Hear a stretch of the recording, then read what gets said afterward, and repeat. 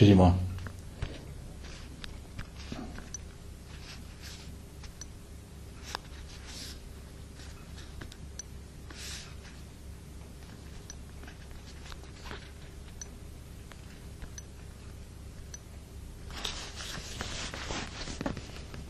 On y va?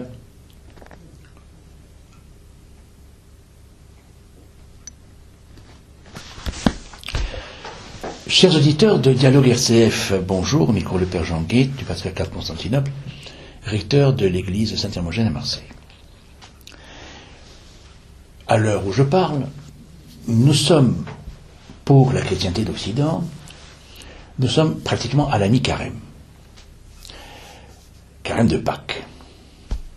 Alors que l'église orthodoxe va tout juste, ou y entre tout juste, dans le carême, qui pourtant est aussi long, en réalité même plus long, mais tout de suite c'est pas le sujet. Cette année, la Pâque occidentale est célébrée le 28 mars, et la Pâque orthodoxe est célébrée le 1er mai. C'est l'espace, l'écart le plus grand qui puisse exister, 5 semaines. Phénomène que nous connaissons, de même que nous savons à l'époque, au moment de Noël, qu'il y a des Noëls que nous appelons même d'une manière tout à fait impropre, Noël russe, ou Noël grec, ou Nouvel An grec, alors qu'il s'agit toujours que, évidemment, de la nativité du Christ. Il n'y a pas de nativité ou de Noël nationaux. Ce n'est pas le problème.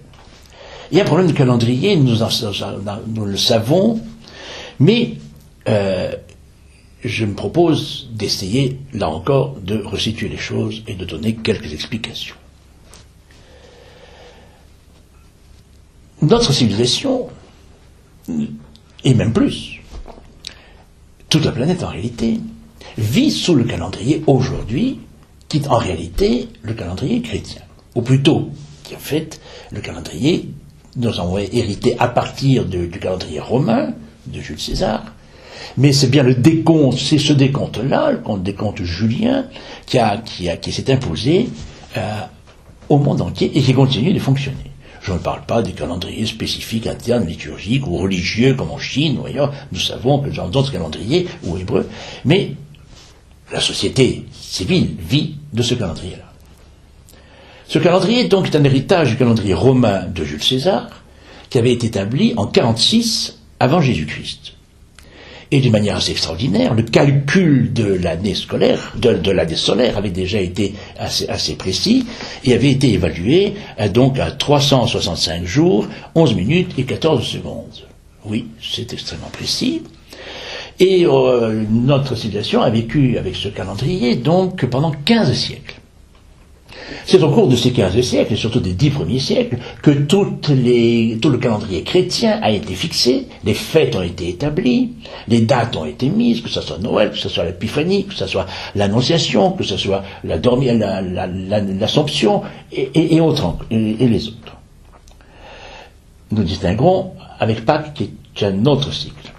Mais pour ce qui concerne les cycles fixes des fêtes, de même que la date des saints, bien évidemment, s'appuie sur ce calendrier, et les dates retenues sont des dates qui avaient été fixées par rapport au premier calendrier julien.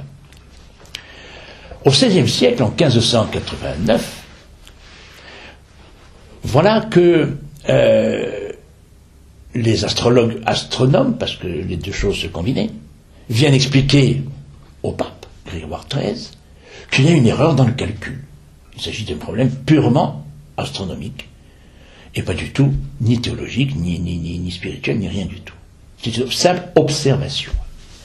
Et cette observation porte sur le fait que cette année, l'année, comporte 365 jours et 29 minutes et 9 secondes au lieu de, nous disions, 11 minutes et 14 secondes.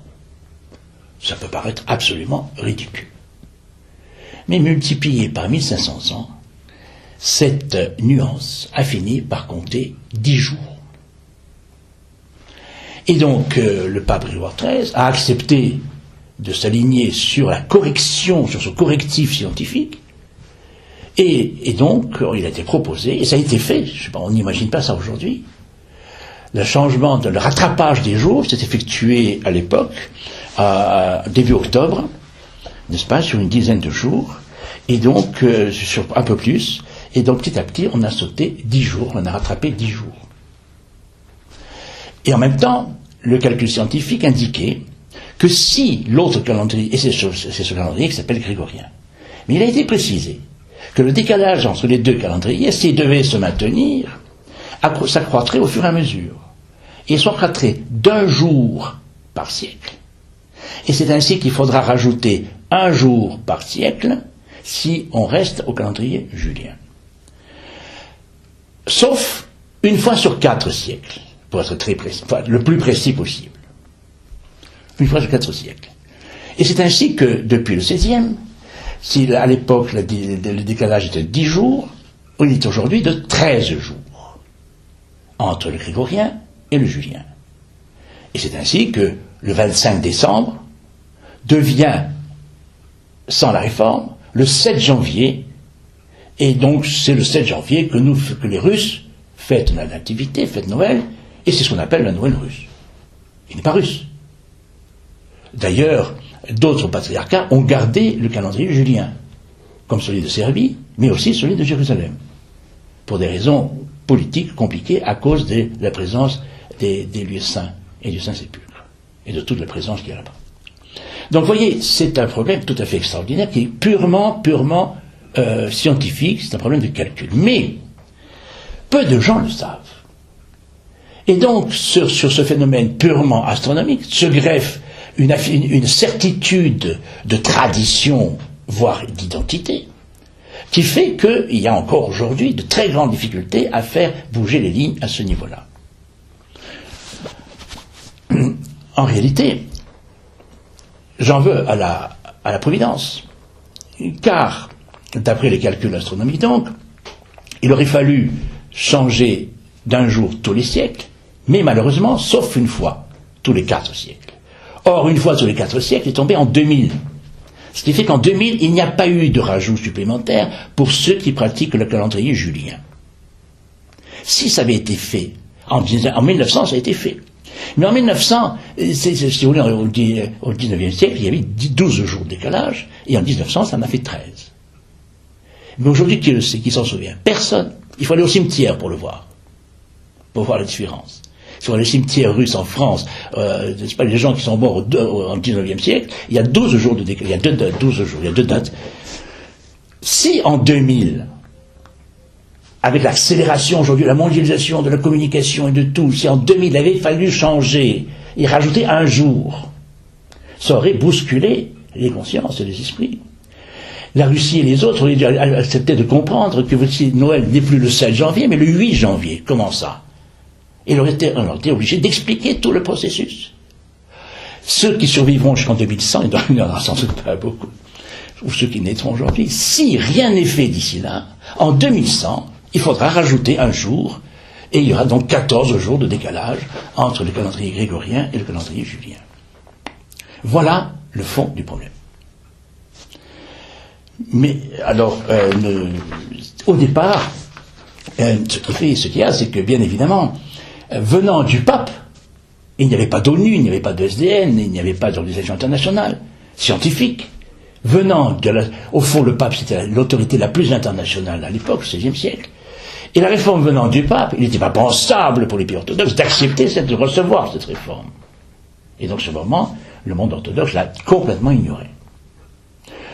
Il faut dire que progressivement, et notamment surtout au XIXe siècle, petit à petit, d'autres églises orthodoxes ont fini par accepter de changer de calendrier, et c'est ainsi que nous distinguons les orthodoxes qui fonctionnent au calendrier grégorien et ceux qui fonctionnent aujourd'hui encore au calendrier julien. Nous avons pour les grégoriens le patriarcat de Constantinople, le patriarcat d'Alexandrie, d'Antioche, c'est-à-dire tous les premiers, mais la Roumanie aussi, dès le XIXe siècle, la Bulgarie, l'église de Chypre, l'église de Grèce, l'église de Pologne, l'église d'Albanie, l'église orthodoxe de Tchéquie, de Slovaquie. Oui, il y a des orthodoxes en Pologne, en Albanie, ce sont pas des patriarcats, mais je veux dire, ce sont quand même des églises autonomes. Et puis reste donc au calendrier julien, la Russie, Jérusalem, la Serbie, la Géorgie, la Bessarabie et le mont Athos, cette fameuse île, n'est-ce pas, monastique. On peut se demander, mais c'est assez extraordinaire, comment nous en sommes là et comment il est difficile de faire évoluer un tel problème, et pourtant cela est difficile. Il faut distinguer entre les fêtes fixes et les fêtes mobiles, c'est-à-dire ce qu'on appelle la Pascalie, qui, elle, dépend donc de la date de Pâques. Il s'agit là d'un autre problème. Les deux se combinent et je me propose de revenir sur les explications à ce propos lors de la prochaine séance. Pour l'heure, chers auditeurs, je vous souhaite une bonne fin de journée et une bonne semaine. Ça fait rien? Ça fait rien? Je suis à 10h30. Ça fait rien?